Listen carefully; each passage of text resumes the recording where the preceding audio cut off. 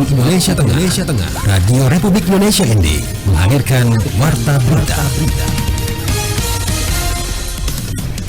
Selamat pagi saudara, Anda mendengarkan Warta Berita Daerah RRI ND edisi Kamis 19 Maret 2026 dengan sari berita. Polres ND musnahkan ribuan liter moke ilegal. Kantor Pertanahan Kabupaten Manggarai mulai melakukan pendaftaran tanah ulayat di 3 desa. Bersama saya Leli Kara, kita ikuti segera berita selengkapnya.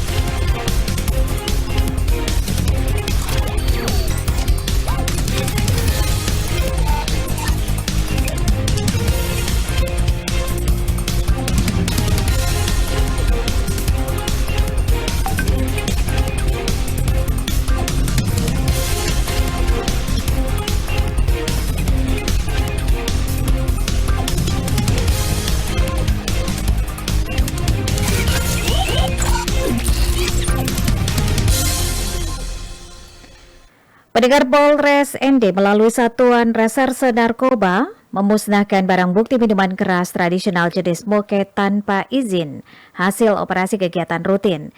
Kegiatan tersebut berlangsung pada Selasa 18 Maret 2026 di halaman Mapolres setempat.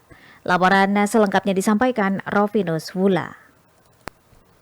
Pemusnahan ini menjadi bagian dari upaya transparansi penegakan hukum sekaligus komitmen aparat dalam melindungi masyarakat dari dampak negatif peredaran miras ilegal. Selain itu, kegiatan ini juga menunjukkan keseriusan kepolisian dalam menekan potensi gangguan keamanan dan ketertiban masyarakat. Total barang bukti yang dimusnahkan mencapai 10.650 liter moke hasil operasi sepanjang 2025 hingga awal 2026. Rinciannya sebanyak 150 liter diamankan pada operasi 30 Oktober 2025 di wilayah Kota ND. Penindakan kembali dilakukan pada 3 Februari 2026 di ruas Jalan ND Bajawa dengan hasil sitaan jauh lebih besar. Petugas berhasil mengamankan 300 jerigen ukuran 35 liter atau setara 10.500 liter moke. Kapolres ND Yudi Franata menegaskan bahwa pemusnahan ini merupakan akumulasi dari operasi yang digelar dalam 2 tahun terakhir. Ia menyebut langkah tersebut sebagai bentuk nyata kehadiran negara dalam menertibkan peredaran minuman keras ilegal. Menurutnya, masyarakat di Kabupaten ND dihimbau untuk tidak memproduksi, menjual maupun mengedar moke tanpa izin resmi dari pihak berwenang. Hal ini penting guna menghindari konsekuensi hukum serta dampak sosial yang ditimbulkan. Ya, jadi kita hari ini bersama dengan Pak Lurah dari Potolonda dan beserta PJU dari Polres ND hari Rabu tanggal 18 Maret 2026 kita melaksanakan pemusnahan minuman tanpa izin jenis moke. Jadi kegiatan ini dilaksanakan razia dari bulan Oktober tahun 2025 dan hasil temuan dari anggota Narkoba Polres ND pada bulan Februari tahun 2026 kemarin dengan barang bukti lebih kurang 11 ton minuman alkohol jenis moke. Ia juga menyoroti bahaya konsumsi miras secara berlebihan yang dapat merusak kesehatan dan memicu gangguan Kamtibmas. Karena itu, peran keluarga, terutama orang tua, dinilai penting dalam mengawasi perilaku anak-anak. Penindakan terhadap peredaran moke ilegal ini mengacu pada Undang-Undang Nomor 18 Tahun 2012 tentang Pangan. Dalam aturan tersebut, pelanggaran terhadap standar sanitasi pangan dapat dikenai pidana penjara maksimal 2 tahun atau denda hingga 4 miliar rupiah. RRI ND Rovinus Wula melaporkan. Pendengar, kita beralih ke berita lainnya. Kantor Pertanahan Kabupaten Manggarai mulai melakukan pendaftaran tanah ulayat di 3 desa. Dan selengkapnya informasi ini disampaikan kontributor RRI ND Mario Alberto.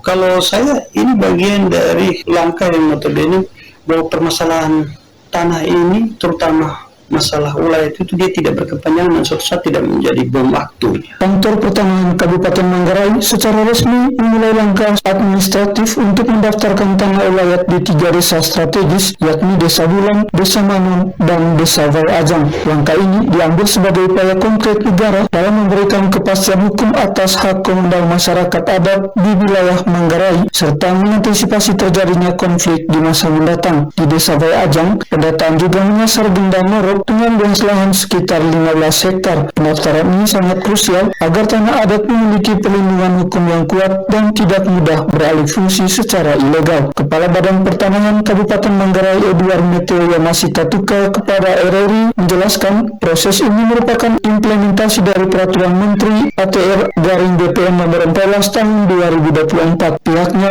kini tengah fokus pada penataan lahan yang mencakup area perkebunan hingga kawasan sakral pekarangan rumah gendang. Ya, kalau untuk tanah ulayat itu sebenarnya sebagaimana yang dasarnya adalah masyarakat hukum adat itu perlu kita lakukan identifikasi, inventarisasi, dan proses pengakuan perlindungannya berdasarkan Permen 52, Permendagri 52 2014 di sanalah. Itu domainnya di pemerintah daerah. Jadi masyarakat hukum adat dalam hal ini kalau di Manggarai Gendang, dia mengajukan permohonan ke Pemda untuk dilakukan validasi tentang keberadaan mereka dan kedudukan mereka. Setelah itu nanti akan ada SK Bupati. Jadi ada panitia di daerah, panitia.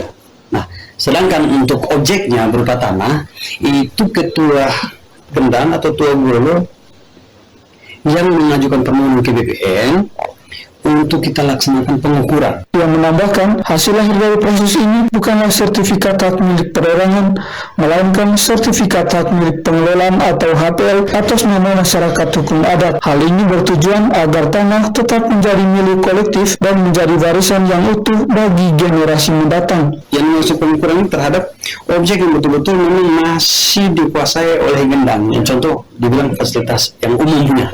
Sedangkan yang sudah terjadi privatisasi, itu nanti kita terobosan untuk sertifikasi hak milik pribadi. Tapi dengan syarat tua Gendang, tua Golo, mereka yang buat hitam atas putih pelepasan untuk penyerahan hak pada pribadi.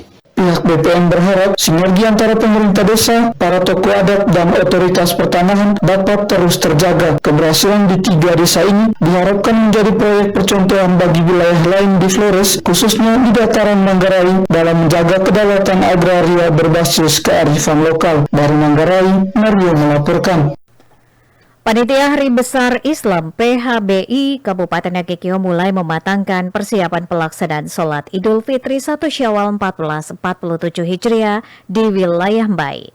Sejumlah langkah koordinasi dilakukan bersama berbagai pihak guna memastikan pelaksanaan ibadah berlangsung tertib, aman, dan juga lancar. Informasi ini disampaikan Suimam.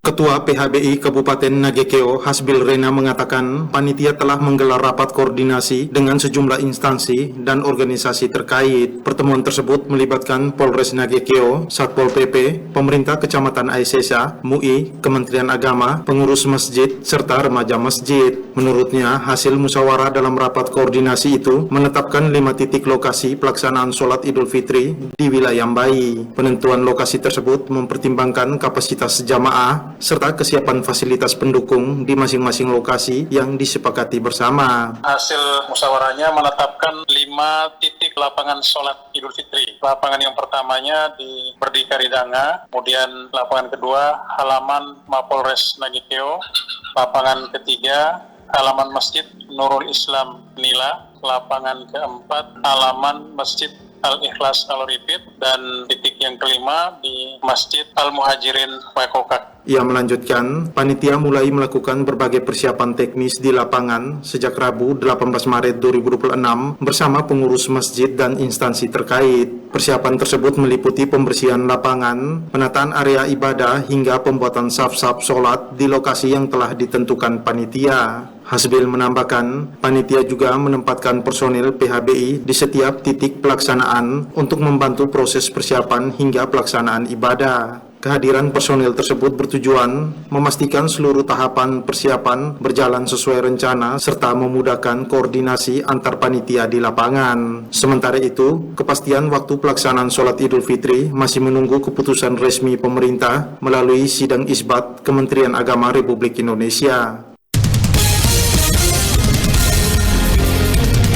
Anda sedang mendengarkan Warta Berita RRI ND. Pendengar, Bupati ND serahkan surat keputusan atau SK bagi 13 anggota Tim Percepatan Pembangunan Daerah atau TP2D.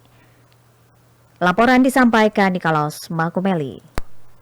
Bupati ND Yosef Benediktus Badeoda didampingi Wakil Bupati ND Dominikus Minggumere menyerahkan surat keputusan SK bagi tim dan Sekretariat Percepatan Pembangunan Daerah atau TP2D. Penyerahan berlangsung di kantor Bupati ND pada Selasa 17 Maret 2026. Dalam arahannya, Bupati Yosef menyampaikan bahwa pembentukan TP2D merupakan langkah strategis pemerintah daerah untuk memperkuat koordinasi, meningkatkan efektivitas kerja, serta mempercepat penyelesaian berbagai program prioritas pembangunan.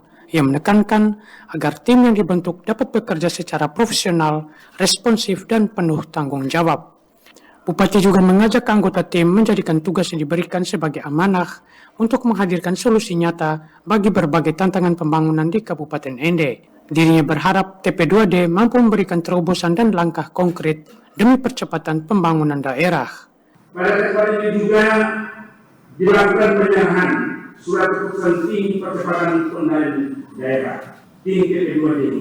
Pembentukan tim ini merupakan langkah kami pemerintah daerah dalam memperkuat koordinasi, meningkatkan efektivitas kerja, serta mempercepat perbaikan dan perubahan berbagai perangkat daerah maupun seluruh program prioritas pembangunan.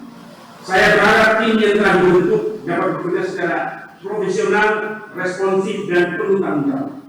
Adapun keanggotaan TP2D berjumlah 13 orang dengan bidang kerja yang beragam. Bupati Yosef menegaskan bahwa pembangunan daerah tidak dapat dilakukan sendiri oleh pemerintah, melainkan membutuhkan kolaborasi dari berbagai pihak. Dengan adanya TP2D, diharapkan percepatan pembangunan di Kabupaten ND dapat berjalan lebih terarah, terukur, dan memberikan manfaat nyata bagi masyarakat. RRI ND Nikolaus Makumeli melaporkan. Menjelang Hari Besar Keagamaan Nasional, pemerintah Kabupaten Lembata menggelar gerakan Pasar Murah untuk menjaga stabilitas harga. Program ini juga bertujuan memastikan ketersediaan bahan pokok bagi masyarakat. Selengkapnya, Ricardus Kota menyampaikan. Pemerintah Kabupaten Lembata kembali melaksanakan Gerakan Pangan Murah atau GPM guna menekan lonjakan harga bahan pokok di tengah meningkatnya kebutuhan masyarakat jelang Hari Raya Idul Fitri dan Paskah. Kegiatan ini secara resmi dilepas di halaman kantor Bupati Lembata, Senin 16 Maret 2026 dengan melibatkan sejumlah perangkat daerah serta distribusi ke beberapa kecamatan. Gerakan Pangan Murah menjadi salah satu langkah konkret pemerintah daerah dalam menjaga kestabilan harga dan memastikan pasokan pangan tetap tersedia menjelang Hari Besar Keagamaan. Pelaksana tugas Kepala Dinas Pertanian dan Ketahanan Pangan Kabupaten Lembata, Mukhtar Hada, mengatakan program ini telah dilakukan secara bertahap sejak Februari. Kegiatan Gerakan Pangan Murah dalam rangka stabilitas harga pangan, kita mulai dari bulan Februari dan sampai sekarang saya sudah 3 kali melakukan GPM. Yang pertama dilakukan di bulan Februari sebanyak 20 ton di bulan Februari kemarin, dan bulan Maret ini di minggu kemarin kita melakukan dengan 25 ton di semua kecamatan, dan minggu ini tanggal 16 sampai dengan 21 kita dengan 30 ton yang tersebar di 8 kecamatan minus kecamatan ATD. Selain menjaga harga tetap stabil, program ini juga diharapkan dapat membantu masyarakat memperoleh bahan pangan dengan harga yang lebih terjangkau. Pemerintah daerah menargetkan distribusi pangan murah ini dapat menjangkau wilayah-wilayah yang membutuhkan intervensi harga sekaligus menjaga daya beli masyarakat. Kedepan, program ini akan dilanjutkan dengan bantuan pangan serta penguatan akses melalui kios pangan di setiap kecamatan. Dengan langkah tersebut, pemerintah berharap stabilitas harga dan ketersediaan pangan di Kabupaten Lembata tetap terjaga menjelang Hari Besar Keagamaan. RRI ND Ricardus Kota melaporkan.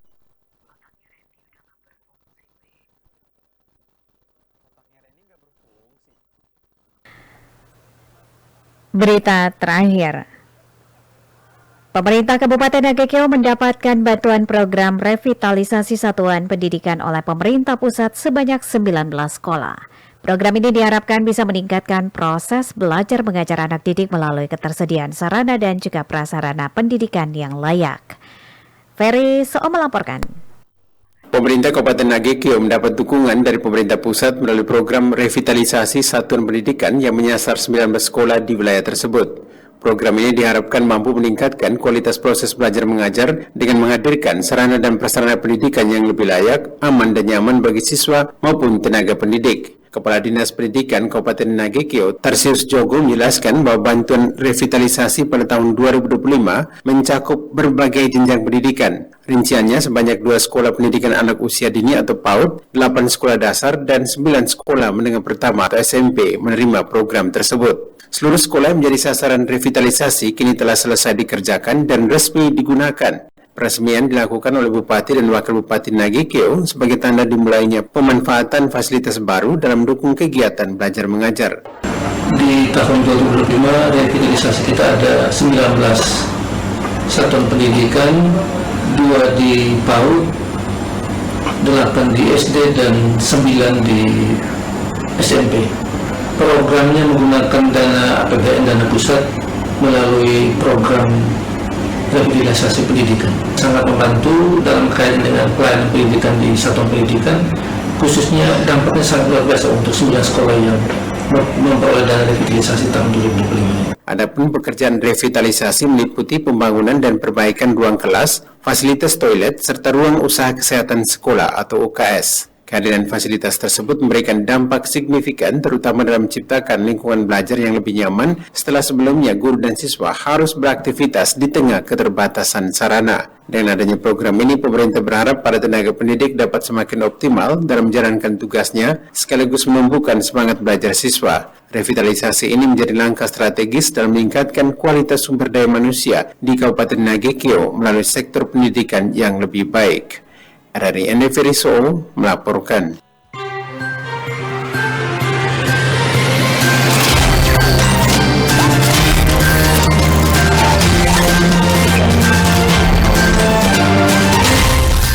Terima kasih Anda telah mengikuti Warta Berita RRI ND.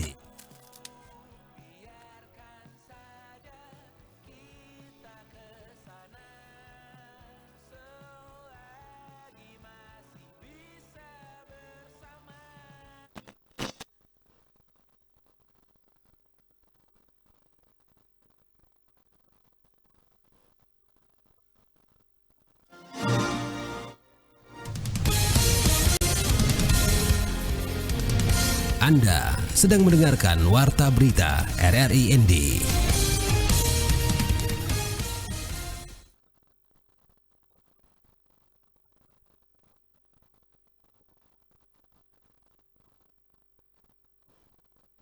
Pendengar, sebelum mengakhiri Warta Berita pagi ini, kami hadirkan feature Ramadan dengan judul Ramadan di Perantauan, Rindu Ilham Tertahan Pekerjaan bersama reporter Rahma Suci.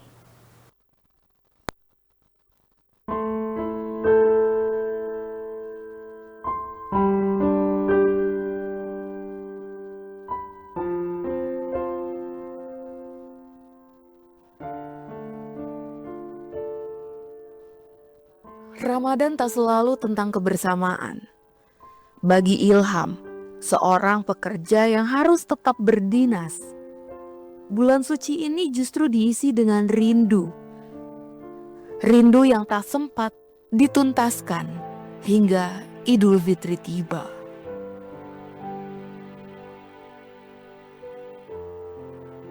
Di perantauan, sahur dan berbuka terasa lebih sunyi. Tak ada hidangan hangat buatan sang mama. Tak ada pula canda keluarga yang biasanya mengisi meja makan. Menjalani Ramadan jauh dari keluarga di kampung halaman rasanya tentu sangat berbeda. Biasanya ada rasa sepi karena tidak bisa berbuka puasa bersama dan dengan hidangan yang dimasak di rumah, atau menjalani sahur dengan suasana rumah seperti dulu kala. Namun Ilham memilih bertahan. Ia menjaga rindu itu lewat panggilan singkat dan pesan sederhana kepada keluarganya di kampung. Sesekali ia berbuka bersama teman kerja, mencoba menghadirkan sedikit kehangatan di tengah jarak. berbuka bersama teman atau orang-orang di sekitar. Dengan begitu, momen Ramadan tetap terasa lebih hidup. Dan yang paling penting, saya mencoba menikmati Ramadan tahun ini dengan apa adanya, sambil tetap mengingat bahwa jarak ini hanya sementara dan suatu saat nanti pasti ada kesempatan untuk kembali merasakan Ramadan bersama keluarga di kampung halaman. Yang paling ia rindukan adalah momen Lebaran. Ketupat dan opor buatan mamahnya. Saling bersalaman hingga berkeliling kampung. Bahkan kenangan kecil seperti menikmati pecel dan tempe mendoan di salah satu rumah tetangga terasa begitu berarti. Tahun ini Ilham harus mengikhlaskan dirinya tak pulang. Pekerjaan menahannya di perantauan, sementara hatinya tetap menuju rumah. Walaupun jarak kadang membuat kita jarang bertemu, rasa kangen itu justru mengingatkan betapa berharganya kebersamaan itu. Semoga Lebaran nanti bisa menjadi waktu untuk saling memaafkan, maupun yang hanya bisa menyampaikan doa dari jauh. Bagi Ilham, Idul Fitri tahun ini bukan sekedar tentang tidak pulang ke kampung halaman. Lebih dari itu, tentang rindu yang ia simpan dalam diam, yang justru terasa semakin dalam ketika jarak memisahkan. Di balik kesibukan dan tanggung jawab pekerjaan, ada doa-doa yang tak pernah putus ia kirimkan untuk mereka yang setia menunggunya di rumah, keluarga yang selalu menjadi alasan ia bertahan, sekaligus tempat yang selalu ia rindukan untuk kembali.